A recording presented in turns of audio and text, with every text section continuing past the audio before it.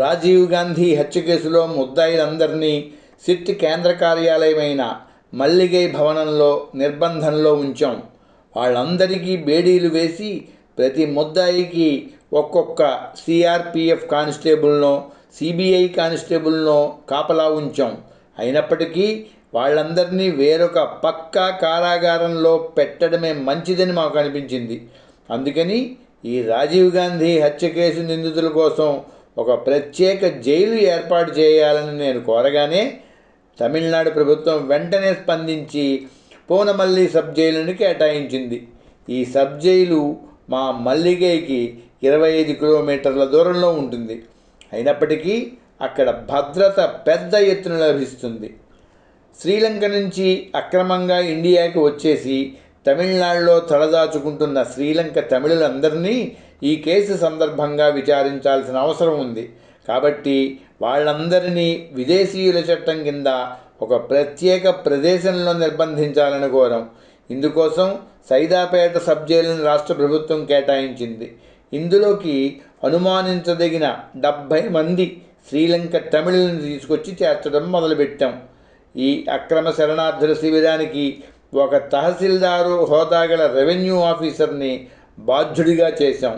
ఈ అనుమానిత శరణార్థులందరినీ రాజీవ్ గాంధీ హత్యకు సంబంధించిన అనేక విషయాలు అడగాల్సి ఉంటుంది. వాళ్ళు వెల్లడించే అంశాలలో నిజానిజాలను నిర్ధారించుకోవాల్సి ఉంటుంది. అందుకోసం కేంద్ర ప్రభుత్వపు విదేశాంగ శాఖ, కేంద్ర కేబినెట్ సెక్రటేరియట్, కేంద్ర ఇంటెలిజెన్స్ బ్యూరో, దేశంలోని వివిధ ప్రాంతాలలో మాకు సన్నిహిత సంబంధాలున్న ముఖ్య పరిచయస్తులు, ఇంటర్పోల్ సంస్థల సహాయాన్ని తీసుకున్నాం. ఇదంతా ఒక్క రోజులో జరిగిన పని కాదు, చాలా సమయం పట్టింది.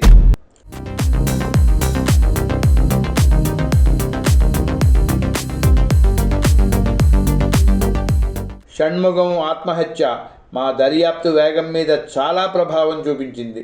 అయినప్పటికీ కుంటుపడిన వేగాన్ని మళ్లీ పుంజుకుంటూ మరింత ఉధృతంగా మా దర్యాప్తు కొనసాగించాం. మా వ్యూహాన్ని మరింత కట్టుదిట్టంగా అమలు చేయసాగాం. క్రమంగా ఈ కేసులో ప్రధాన నిందితుడైన శివరాజన్ని మా దళాలు అన్ని వైపుల నుంచి చుట్టుముడుతున్నాయి. ఈ భయంతో శివరాజన్ ఎటు పోవాలో తెలియక పరుగులు తీస్తున్నాడు. శివరాజన్ స్వతంత్రంగా వ్యవహరించే ఎల్టీటీఈ ఇంటెలిజెన్స్ వర్గానికి మాత్రమే చెందినవాడైనప్పటికీ అతను గత్యంతరం లేని పరిస్థితుల్లో ఎల్టీటీఈ రాజకీయ విభాగం సభ్యుల్ని సహాయం కోసం ఆశ్రయిస్తున్నాడు. పోలీసులు, భద్రతా దళాలు నిరంతరం నిఘా వేసి ఉంచిన ఏ ప్రాంతంలోనూ దాక్కునే ప్రయత్నం చేయటం తనకు క్షేమం కాదని శివరాజన్కి బాగా అర్థమైపోయింది. తమిళనాడులో ఎల్టీటీఈ రాజకీయ విభాగానికి తిరుచి సెంతన్ నాయకుడు. రాజీవ్ గాంధీ హత్య అనంతరం జరిగిన అల్లర్లు, అరెస్టుల నేపథ్యంలో తమిళనాడులో ఎల్టీటీఈ రాజకీయ విభాగానికి చెందిన అనేక మంది నాయకులు అజ్ఞాతంలోకి వెళ్ళిపోయారు. అతి కొద్ది మంది మాత్రమే గాయపడిన తమ కార్యకర్తలకు చికిత్స చేస్తూ బహిరంగంగా తిరుగుతున్నారు. ఎల్టీటీఈ ఇంటెలిజెన్స్ గ్రూప్తో సంబంధాలు పెట్టుకొని శివరాజన్కి సహాయపడిన 2 కార్యకర్తల గురించి సుతేంద్ర రాజా మాకు కొంత సమాచారాన్ని ఇచ్చాడు. ఆ 2లో ఒకడు డిక్సన్. ఈ డిక్సనే జూన్ 22 తర్వాత విజయన్ ఇంట్లో శివరాజన్, సుభ, నేరులని నేరుగా కలిసినవాడు. కొద్ది రోజుల తర్వాత ఎల్టీటీఈ రాజకీయ విభాగానికి చెందిన సురేష్ మాస్టర్ అనే వ్యక్తిని కూడా విజయన్ ఇంటికి ఇతను తీసుకువెళ్ళాడు. తిరుచి సెంతన్కి వైర్లెస్ ఆపరేటర్గా పనిచేసినవాడు డిక్సన్. ఎల్టీటీఈ వైర్లెస్ ఆపరేటర్లంతా ఒక ప్రత్యేక శ్రేణికి చెందిన వాళ్ళు. వాళ్ళెప్పుడూ ఎల్టీటీఈ తాలూకు యూనిట్ హెడ్ క్వార్టర్స్లో ఉండే వైర్లెస్ ద్వారా సమాచారాన్ని రవాణా చేస్తుంటారు. అయితే ఇండియాలోని అలాంటి యూనిట్ హెడ్ క్వార్టర్స్లో శివరాజన్ ఖచ్చితంగా ఉండడు. ఎందుకంటే శివరాజన్ కోసం మా సుడిగాలి వేట అత్యంత విస్తృతంగా, ఉధృతంగా సాగుతోంది. సుతేంద్ర రాజా చెప్పిన దాని ప్రకారం సురేష్ మాస్టర్ అనే వ్యక్తి తిరుచి సెంతన్కి ముఖ్య సహాయకుడిగా ఉండి గాయపడిన కార్యకర్తల మంచి చెడులు చూస్తున్నాడు. కాబట్టి శివరాజన్, సుభ, మరో వైర్లెస్ ఆపరేటర్ నేరు, ఈ ముగ్గురు సురేష్ మాస్టర్తో ఉండి ఉంటారు అని ఒక నిశ్చిత అభిప్రాయానికి వచ్చాం.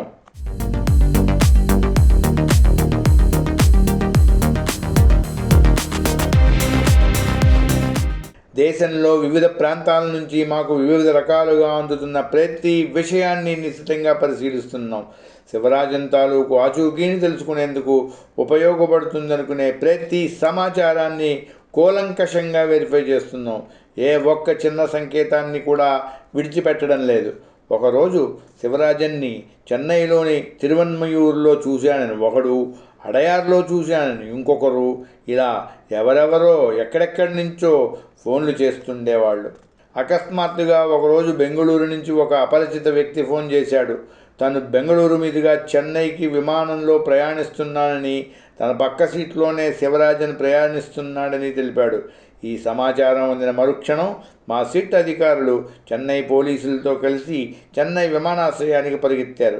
కొచ్చిన్ చెన్నై విమానం చెన్నైలో దిగిన వెంటనే టెలిఫోన్ కాల్లో వచ్చిన ఆనవాళ్ల ప్రకారం శివరాజన్ని పోలీసులు పట్టేశారు. అతన్ని మల్లిగైకి తీసుకొచ్చారు. శివరాజన్ విమానాశ్రయంలో దొరికిపోయాడన్న మా ఆనంద కెరటం హిమాలయాలంత ఎత్తు ఎగిరి శివరాజన్ని చూడగానే ఒక్కసారిగా విరిగి కింద పడిపోయింది. అతను శివరాజన్ కాడు. అలా కనిపించిన ఇండియన్ బ్యాంక్ మేనేజర్.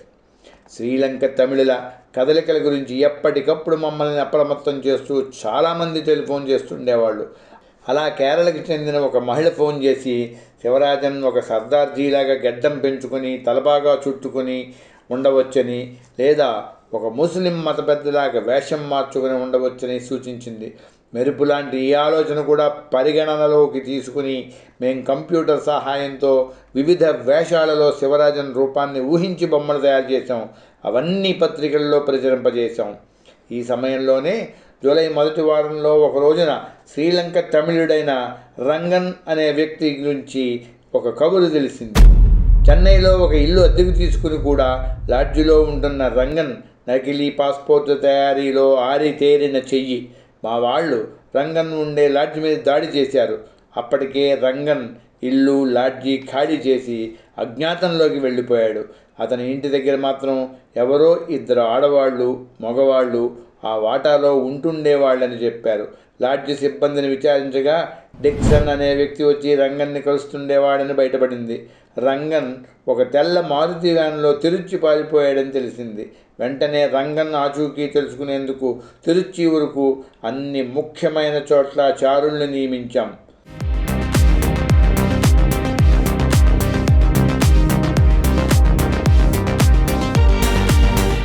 రంగన్ పుట్టు పూర్వోత్తరాలు శోధించిన సిట్ దళం ఒక ఆసక్తికరమైన విషయాన్ని తీసుకొచ్చింది. రంగన్ పోతూ పోతూ ఒక బ్యాగ్ని అతనితో అనుబంధం ఉన్న ట్రావెల్ ఏజెన్సీలో వదిలేసి వెళ్ళాడు.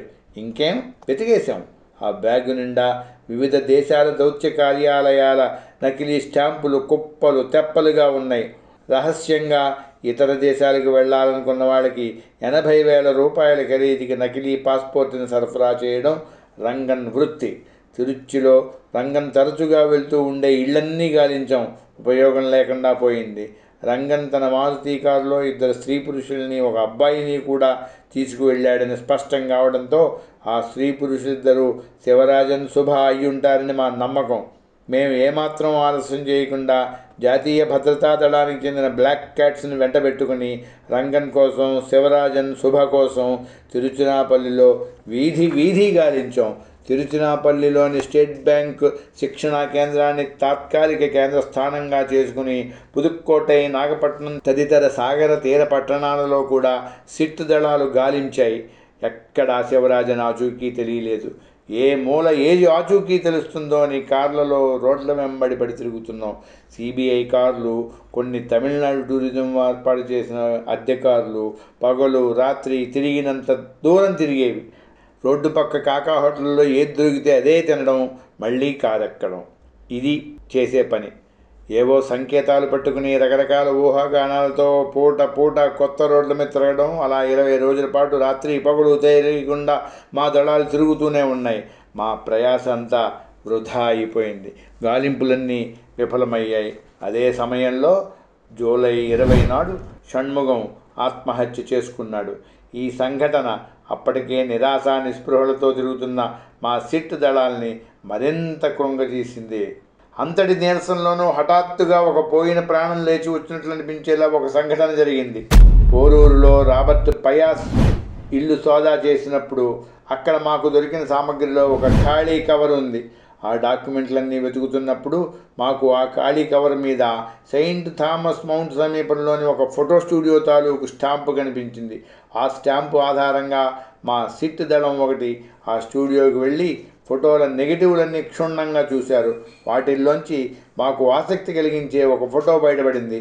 అది 1900 డిసెంబర్లో పయాస్, రంగరాజన్లు కలిసి దిగిన ఫోటో.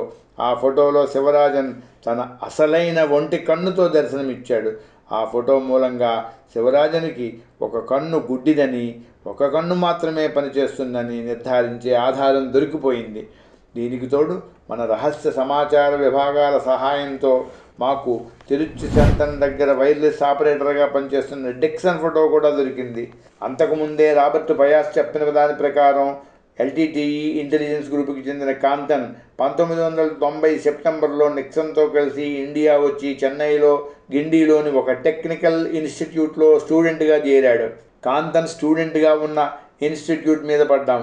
అక్కడ రికార్డ్స్ అన్నీ గాలించి కాంతన్ అప్లికేషన్ బయటికి తీసాం. దాని మీద కాంతన్ ఫోటోగ్రాఫ్ దొరికింది. రాబర్ట్ పయాస్తో కలిసి దిగిన శివరాజన్ ఫోటోను వేరుగా చేసి పెద్దదిగా చేసి అన్ని పత్రికల్లోనూ విస్తృతంగా ప్రచురించాం. అలాగే డిక్సన్ గురించి కూడా ప్రచారం చేశాం. ఎల్టీటీఈ ఇంటెలిజెన్స్ వర్గానికి మాత్రమే పరిమితమై ఉన్న శివరాజన్, సుభా, నేరులను తమిళనాడులోని ఎల్టీటీఈ రాజకీయ వర్గాల దగ్గరికి తీసుకెళ్లి పరిచయం చేసింది ఈ డిక్సనే. ఈ సంఘటన జరిగి ఉండకపోతే రాజీవ్ గాంధీ హత్య కేసులో తమిళనాడులోని ఎల్టీటీఈ రాజకీయ విభాగం పాత్రని ఏమాత్రమూ అనుమానించాల్సి ఉండేది కాదు.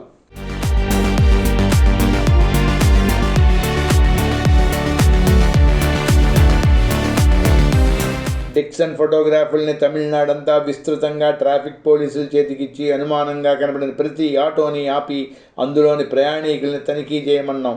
జూలై 24న మరో అడుగు ముందుకెళ్ళి రాజీవ్ గాంధీ హత్య కేసుతో సంబంధం ఉన్న వ్యక్తులు వీళ్ళ ఆచూకీ తెలిస్తే తక్షణం మాకు తెలియజేయండి అంటూ అన్ని పత్రికల్లో ప్రచురింపజేశాం. నిజానికి డిక్సన్, కాంతన్ ఎల్టీటీఈ రాజకీయ విభాగం కోసం పనిచేస్తున్న వాళ్ళు కాబట్టి నేరాలు చేసే ఎల్టీటీఈ ఇంటెలిజెన్స్ బ్యూరో వర్గాలతో వీళ్లకు ఎలాంటి సంబంధం ఉండనక్కర్లేదు. మేము అలా నమ్ముతూనే ఉన్నామని అప్పటి వరకు వాళ్ళు కూడా భావిస్తూ ఉండాలి. ఎందుకంటే అప్పటి వరకు ఎల్టీటీఈ ఇంటెలిజెన్స్ విభాగానికి రాజకీయ విభాగానికి మధ్య సంబంధం ఉన్నట్టుగా ఎక్కడా బాహాటంగా చెప్పలేకపోయాం, తగినంత ఆధారాలు లేక. కానీ ఎప్పుడైతే రాజీవ్ గాంధీ హత్య కేసుతో ముడిపెట్టి డిక్సన్, కాంతన్ల ఫోటోలు పత్రికలో ప్రచురించామో అదే మా తొలి బహిరంగ ప్రకటన అయ్యింది. ఒంటి కన్నుతో ఉన్న శివరాజన్ ఫోటో కూడా ప్రచురించాం. ఈ ప్రకటన ఒక్కసారిగా ఎల్టీటీఈ వర్గాల్ని దిగ్భ్రాంతికి గురిచేసిందని ఆ తర్వాత విచారణలో బయటపడింది. మొత్తం మీద పత్రికలలో ఈ ప్రకటన పనిచేసింది. మాకు కోయంబత్తూరు నుంచి ఎవరో టెలిఫోన్ చేసి పేపర్లో పడిన ఫోటోలోని వ్యక్తి డిక్సన్ తమ ఏరియాలోని సాయిబాబా కాలనీలో టెలిఫోన్ బూత్కి తరచూ వచ్చి వెళ్ళడం చూస్తున్నామని చెప్పారు. వెంటనే శాలంలో మకాన్ చేసి ఉన్న మా సిట్ దళాన్ని కోయంబత్తూరు పంపించాం. కోయంబత్తూరులోనే కార్యాలయం ఉన్న కేంద్ర ఇంటెలిజెన్స్ బ్యూరో అధికారులు కూడా మా వాళ్ళకి కలిశారు. డిక్సన్ గురించి, ఎల్టీటీఈ రాజకీయ విభాగం కార్యకలాపాల గురించి కోయంబత్తూరులోని ఇంటెలిజెన్స్ వర్గాలకి మాకన్నా బాగా తెలుసు. దీనికి తోడు కోయంబత్తూరులోనే డిక్సన్ కనుక ఉంటే అతను అక్కడి నుంచే శ్రీలంకలోని ఎల్టీటీఈ కేంద్ర కార్యాలయంతో వైర్లెస్లో సంభాషిస్తూ ఉండాలి. అదే నిజమైతే అతను ఎక్కడ వైర్లెస్ సెట్ను ఉపయోగిస్తున్నాడో ఆ చుట్టుపక్కల ప్రాంతాల్లో టెలివిజన్లో సిగ్నల్స్ తరచూ అస్తవ్యస్తంగా వస్తూ ఉండాలి. ఈ విషయం కూడా దృష్టిలో పెట్టుకుని కోయంబత్తూరులో ఏ ప్రాంతంలోనైనా టెలివిజన్ కార్యక్రమాల్లో సిగ్నల్స్ తరచుగా సాంకేతిక అవరోధం ఏర్పడుతున్న పక్షంలో ఆ ఏరియా ప్రజలు పోలీసులకు వెంటనే తెలియజేయాలని ప్రకటన చేశాం. ఇది కూడా పనిచేసింది. కోయంబత్తూరులోని తుడియలూరు పోలీస్ స్టేషన్కి ఒక పెద్ద మనిషి వచ్చి తన టెలివిజన్లో రోజు ఇదే జరుగుతోందని గోలబెట్టాడు. వెంటనే ఆ ప్రాంతంలో పోలీసు దళాల్ని అప్రమత్తం చేశాం.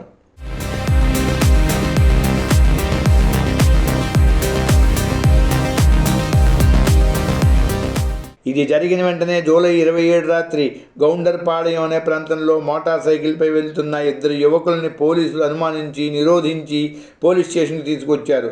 విచారణలో వాళ్ళ పేర్లు విక్కీ, రఘు అని. వాళ్ళిద్దరూ ఎల్టీటీఈ కోసం పనిచేస్తున్న శ్రీలంక తమిళులని.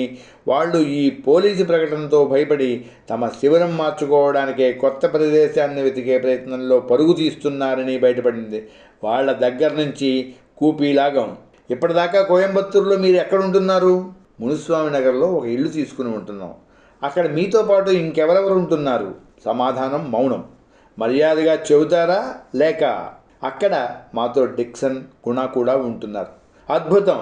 ఆ తెల్లవారుజామున కోయంబత్తూరు పోలీసు దళాలు మునుస్వామి నగర్లో విక్కీ, రఘు పేర్కొన్న ఇంటిని చుట్టుముట్టారు. అయితే కొత్త బస కోసం బయలుదేరిన విక్కీ, రఘులు తిరిగి రాకపోవడంతో ఆ ఇంట్లో ఉన్న డిక్సన్, గుణ అప్రమత్తమైపోయారు. ఎల్టీటీఈలో ప్రతి కార్యకర్త పాటించి తీరాల్సిన ఒక ఆదేశం ఏమిటంటే ఎట్టి పరిస్థితుల్లోనూ పోలీసులకు సజీవంగా చిక్కకూడదు. ఒకవేళ సజీవంగా పట్టుబడాల్సిన పరిస్థితి వస్తే సైనైడ్ గొట్టం మింగి ఆత్మహత్య చేసుకోవాలి. ఎట్టి పరిస్థితుల్లోనూ సంస్థకు సంబంధించిన రహస్యాలు ఒక్క ముక్క కూడా బయటికి రాకూడదు. అందుకే కోయంబత్తూరు పోలీసులు మునుస్వామి నగర్లో ఆ ఇంటిని చుట్టుముట్టక ముందే వాళ్ళకి ఈ హెచ్చరికలన్నీ చేశాం. వాళ్ళు కూడా వీలైనంత జాగ్రత్తగా డిక్సన్, గుణను అరెస్టు చేసే ప్రయత్నంలో ఆ ఇంటిని చుట్టుముట్టి కూడా వాళ్ళిద్దరినీ పట్టుకునేందుకు మెరుపుదాడి చేసే ప్రయత్నం చేయలేదు. మైక్లో ప్రకటనలు చేశారు. మీరు మర్యాదగా లొంగిపోయే పక్షంలో మీకు ఎటువంటి హాని జరగకుండా మేము సహాయం చేస్తాం. మా మాట విని లొంగిపోండి అంటూ ప్రకటనలు గుప్పించారు. డిక్సన్, గుణ కూడా తెలివిగా ఇంట్లోంచే సమాధానం చెప్తూ చాలాసేపు కాలక్షేపం చేశారు. పోలీసుల నిరీక్షణని ఆసరాగా తీసుకుని వాళ్ళిద్దరూ ఆ ఇంట్లో తమతో పాటు ఉన్న వైర్లెస్ పరికరాలు మొత్తాన్ని స్టవ్ మీద తగలబెట్టేశారు. ఇంకా ఎల్టీటీఈకి చెందిన అనేక సాక్ష్యాధారాల పత్రాలతో సహా భారతీయ కరెన్సీ నోట్ల కట్టలను మంటబెట్టి బయటకు విసిరేశారు. చివరకు సైనైడ్ మింగి తమను తామే పిస్టల్తో పేల్చుకున్నారు. గ్రెనేడ్తో ఆ ఇంటిని ధ్వంసం చేశారు. ప్రమాదాన్ని పసిగట్టి పోలీసులు ఆదరా బాదరా ఇంట్లోకి పరిగెత్తారు. కానీ అప్పటికే ఆలస్యమైపోయింది. వాళ్ళిద్దరూ చనిపోయారు.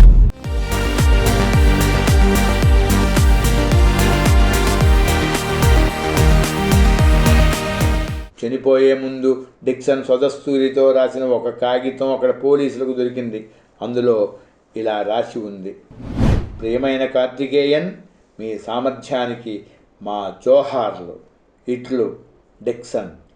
అంటే 4 రోజుల క్రితం డిక్సన్, కాంతన్ ఫోటోగ్రాఫ్లను కలిపి పత్రికలలో ప్రచురించి దానిని ఎల్టీటీఈ రాజకీయ విభాగానికి, ఎల్టీటీఈ ఇంటెలిజెన్స్ విభాగానికి మధ్య సాగుతున్న సహాయ సహకారాలకు ప్రతీకగా మేం బయటపెట్టడంతో వాళ్ళు షాక్ తిన్నారు. ఇంత త్వరగా ఈ రహస్యాన్ని మేము ఛేదించగలుగుతామని వాళ్ళు ఊహించలేదు. అందుకే డిక్సన్ ఈ నోట్ రాశాడు.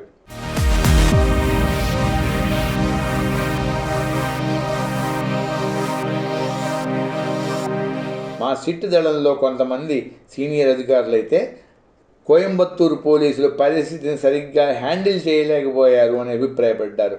డిక్సన్ మునుస్వామి నగర్లో ఉన్నాడని తెలిసిన వెంటనే కోయంబత్తూరు పోలీసులు కనుక మాకు తెలియజేసి ఉంటే మేం ఢిల్లీ నుంచి వచ్చిన నేషనల్ సెక్యూరిటీ గార్డ్స్లోని బ్లాక్ క్యాట్ కమాండర్స్తో సహా వెళ్ళి డిక్సన్ని సకాలంలో సజీవంగా నిర్బంధంలోకి తీసుకుని ఉండేవాళ్ళం. ఏమైనా రాజీవ్ గాంధీ చనిపోయాక భారతదేశంలో జరిగిన తొలి సైనైడ్ చావు ఇదే.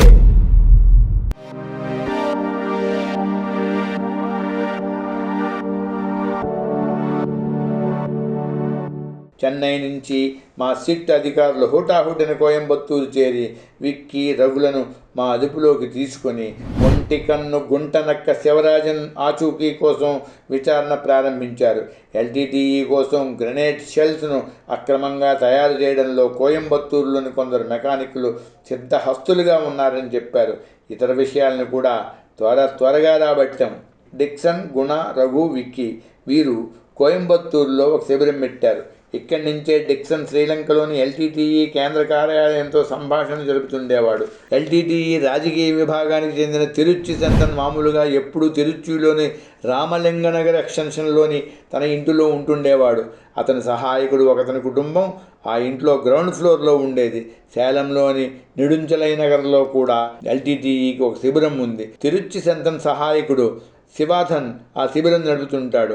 ఈ ప్రదేశాలన్నింటినీ తిరుచి సెంతన్ తరచూ సందర్శిస్తూనే ఉండేవాడు. మరో ఎల్టీటీఈ కార్యకర్త సురేష్ మాస్టర్ మాత్రం చెన్నైలోనే ఉండేవాడు.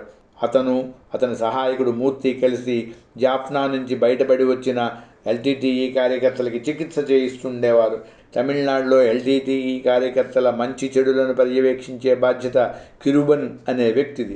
అయితే 1991 ఫిబ్రవరిలో ఈ కిరుబన్ని, అతనితో పాటు మరికొందరు ఎల్టీటీఈ కార్యకర్తల్ని తమిళనాడు పోలీసులు అరెస్ట్ చేశారు. మార్చి నెలలో తిరుచి సెంతన్ డిక్సన్ ఇండియాకి రావడంతో ఎల్టీటీఈ రాజకీయ విభాగం తాలూకు అన్ని కార్యకలాపాలు తిరుచి సెంతన్ పర్యవేక్షణలోకి వచ్చాయి. గుణ, రఘు ప్రధాన బాధ్యత కోయంబత్తూరులో గ్రెనేడ్ల కవచాలు తయారు చేయించడం. భారీ ఎత్తున వీటిని తయారు చేయించి వేదారణ్యం దాకా వ్యానుల్లో, మారుతి జిప్సీల్లో తరలించి అక్కడి నుంచి బోట్లో జాఫ్నా పంపించడం వీళ్ల పని. ఈ రవాణా పనులన్నీ విక్కీ చూస్తుండేవాడు. ఎల్టీటీఈ సహకారంతో నాచలూరు గ్రామానికి చెందిన ఒక డాక్టర్ తిరుచునాపల్లి దగ్గర ముతురాసనల్లూరులో ఒక ఇంటిని, వ్యవసాయ క్షేత్రాన్ని సేకరించాడు. ఇతను ఎల్టీటీఈకి పరమ భక్తుడు. అందుకని తన వ్యవసాయ క్షేత్రంలో భారీ ఎత్తున మందులు, గ్రనేడ్ల కవచాలు, ఆయుధాలు, మందుగుండు సామగ్రి, పేలుడు పదార్థాలు, వైర్లెస్ పరికరాలను భారీ ఎత్తున నిల్వ చేసుకొని ఇచ్చేవాడు. రకరకాల సైజుల బాల్ బేరింగ్స్, అధునాతన పేలుడు పదార్థాలలో వాడే ఇనుప గుళ్ళు వగైరా కూడా పెద్ద ఎత్తున ఈ వ్యవసాయ క్షేత్రంలో నిలువ చేయబడేవి. ఈ విషయాలన్నీ విక్కీ, రఘు పోసగుచ్చినట్లు బయటపెట్టారు. వాళ్ళిచ్చిన సమాచారం ప్రకారం అప్పటికప్పుడే కోయంబత్తూరులో ఈ గ్రెనేడ్ కవచాలు తయారు చేస్తున్న కర్మాగారం పట్టుకున్నాం. అది ఒక భారతీయుడి ఇల్లు. 1989 ఆగస్టులో కోయంబత్తూరులో వేరొక చోట అక్రమంగా రైఫిల్తో ప్రయోగించే అరుల్ 90 గ్రెనేడ్లను ఎల్టీటీఈ కోసం తయారు చేస్తున్న ఒక ఫ్యాక్టరీ పైన పోలీసులు దాడి చేశారు. ఆ ఫ్యాక్టరీకి సంబంధించిన 2 ఎల్టీటీఈ కార్యకర్తలు పారిపోగా 4 పోలీసులు అరెస్ట్ చేశారు. అయినా ఎల్టీటీఈ తన గ్రెనేడ్ల తయారీ కార్యక్రమాన్ని మాత్రం మానుకోలేదు. స్థలం మార్చి వేరొక చోట కొనసాగిస్తోంది. ఇదంతా అలా ఉంచి తిరుచి సెంతన్ రహస్య శిబిరాన్ని మేం పసిగట్టగలిగాం. నా అనుమానం, మేం వేటాడుతున్న శివరాజన్ కూడా ఈ రహస్య శిబిరానికి చేరి ఉండవచ్చు. విక్కీ చెప్పిన దాని ప్రకారం ఈ రహస్య శిబిరం బెంగళూరులోని తిప్పాచంద్ర ఏరియాలోని ఒక ఇంట్లో నడుస్తోంది. జాఫ్నా నుంచి గాయపడి వచ్చిన ఎల్టీటీఈ కార్యకర్తలు ఇక్కడే బస చేస్తుంటారు. విక్కీ దగ్గర ఆ ఇంటికి సంబంధించిన ఖచ్చితమైన అడ్రస్ లేకపోయినప్పటికీ అతను ఆ ఇల్లు ఎలా ఉండేది, ఏ ఏరియాలో ఉండేది వర్ణించి చెప్పాడు. 2 వారాల క్రితం నేను తిరుచి సెంతన్కి 1 లక్ష రూపాయలు అందజేయడానికి అక్కడికి వెళ్ళొచ్చాను. అంతే, మేం వెతుకుతున్న మలుపు దొరికింది. సుతేంద్ర రాజా చెప్పిన దాని ప్రకారం శివరాజన్, శుభ, నేరులను తిరుచి సెంతన్కు సహాయపడిన సురేష్ మాస్టర్ తీసుకువెళ్ళాడు. సురేష్ మాస్టర్ డ్యూటీ గాయపడిన కార్యకర్తల మంచి చెడులు చూడడం. ఆ సురేష్ మాస్టరే శివరాజన్ బృందాన్ని భద్రంగా ఉండే చోటుకు తీసుకువెళ్ళాడు. విక్కీ చెప్పిన బెంగళూరులోని ఇల్లే గాయపడిన ఎల్టీటీఈ కార్యకర్తలకి ఆశ్రయం ఇస్తున్నది. అంటే ఇది అది ఒకటే అయ్యుండాలి. అద్భుతం. విక్కీ కథనం ప్రకారం తిరుచి సెంతన్ ఒక నీలిరంగు ప్రీమియర్ పద్మిని ఎయిర్ కండిషన్ కారును వాడుతున్నాడు. ఎల్టీటీఈ రాజకీయ విభాగం కూడా ఒక ఆకుపచ్చ మారుతి జిప్సీని వాడుతుంది. ఇంకా మా సమయాన్ని ఇక్కడ ఖర్చు పెట్టదలుచుకోలేదు. సిట్లోని ఒక బృందం ఉరుకులు పరుగులు మీద బెంగళూరు చేరుకుంది. అప్పటికే విక్కీ అరెస్టు పత్రికలో వచ్చేసింది. కాబట్టి పొద్దున్నే పేపర్ చదివిన మా మిత్రుడు ఈ రహస్య శిబిరం నుంచి మకాం మార్చేసి ఉండవచ్చు. ఈ లోపల తిరుచునాపల్లి పోలీసుల సహాయంతో ముతరాసనల్లూరు శిబిరం మీద దాడి చేసి వేదారణ్యం రవాణాకు సిద్ధంగా ఉన్న వందలాది మందు పెట్టెలు, గ్రెనేడ్ కవచాలు, ఆయుధాలు వగైరా స్వాధీనపరుచుకున్నాం.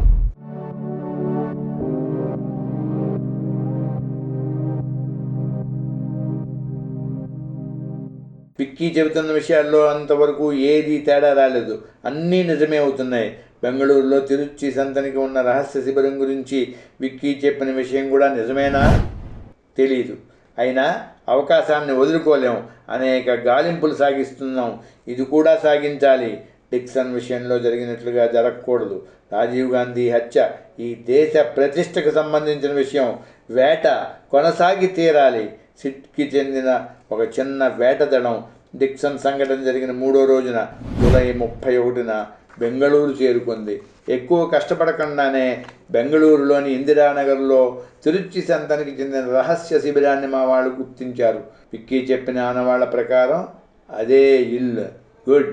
ఆ ఇల్లు విలాసవంతమైన ప్రాంతంలో ఉంది. అయితే ఆ ఇంటి తలుపులన్నీ కిటికీ తలుపులతో సహా మూసేసి ఉన్నాయి. బయట నుంచి చూస్తే ఎలాంటి మనుష్య సంచారం కనిపించడం లేదు. ఏం చేయాలి?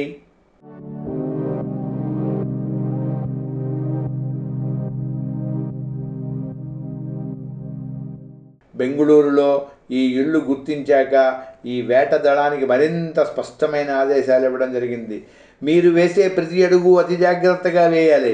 ఏ చిన్న పొరపాటు జరిగినా మీ కదలికల్ని ఎల్టీటీఈ కార్యకర్తలు ఏమాత్రం పసిగట్టినా నేరస్తులు తప్పించుకు పారిపోవచ్చు లేదా సైనైడ్ మింగి ఆత్మహత్య చేసుకోవచ్చు. ఈ రెండింటిలో ఏ ఒక్కటి జరగకుండా నేరస్తుల్ని బంధించి తీరాలి. ఇది మా ఆదేశం. సిట్ వేటదళం ఈ ఆదేశాలని దృష్టిలో ఉంచుకొని ఈ రహస్య శిబిరం మీద నిఘా వేసి ఉంచింది. చుట్టుపక్కల ఇళ్లల్లో లౌక్యంగా ఆరాలు తీసి ఒక విషయం మాత్రం నిర్ధారించుకుంది. ఒక ఆకుపచ్చ మారుతి జిప్సీ, ఒక నీలిరంగు ప్రీమియర్ పద్మిని ఫియట్ కారు అప్పుడప్పుడు ఈ ఇంటి దగ్గర పార్కు చేసి ఉంటుంటాయి. అంటే తిరుచి సంతన్ బృందం ఈ ఇంట్లోనే ఉంటున్నారన్నమాట. మా ఆశ ఉద్ధృతమైంది. ఉత్సాహం పెరుగుతోంది.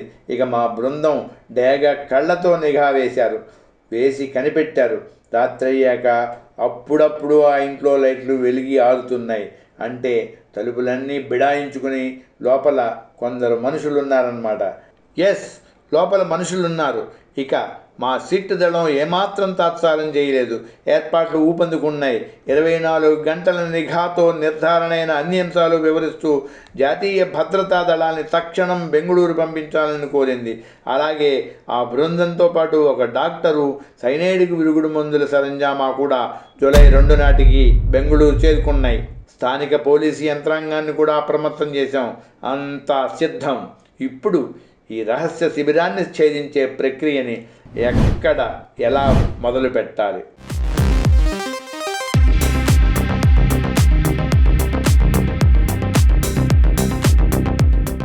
బెంగళూరు విమానాశ్రయంలోనే వ్యూహ రచన చేశాం.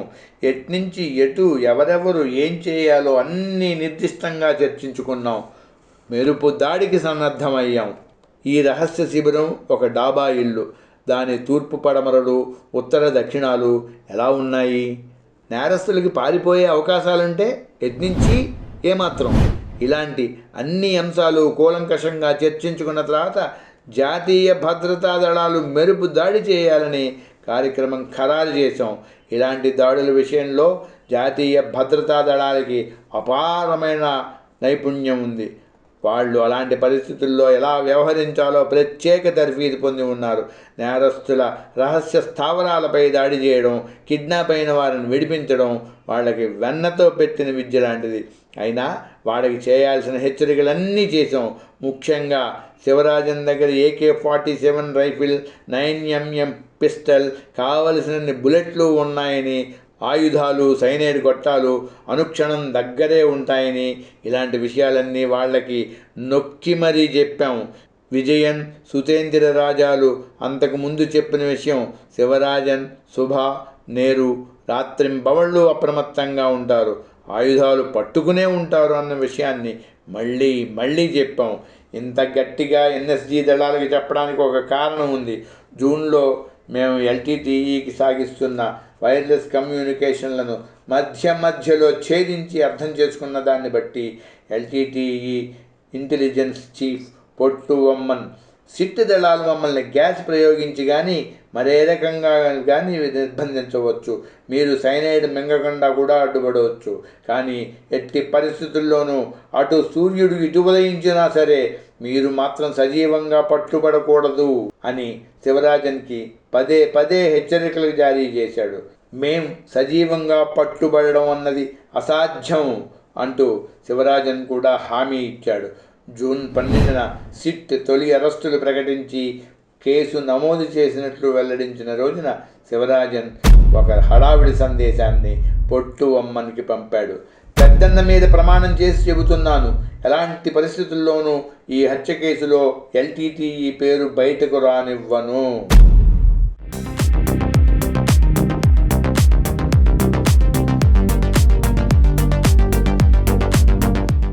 అందుకే ఇందిరానగర్లోని రహస్య శిబిరంపై మెరుపు దాడికి దిగే ముందు ఈ అంశాలన్నింటినీ భద్రతా దళాలకు అరటిపండు ఒడిచిపెట్టినంత స్పష్టంగా వివరించడం జరిగింది.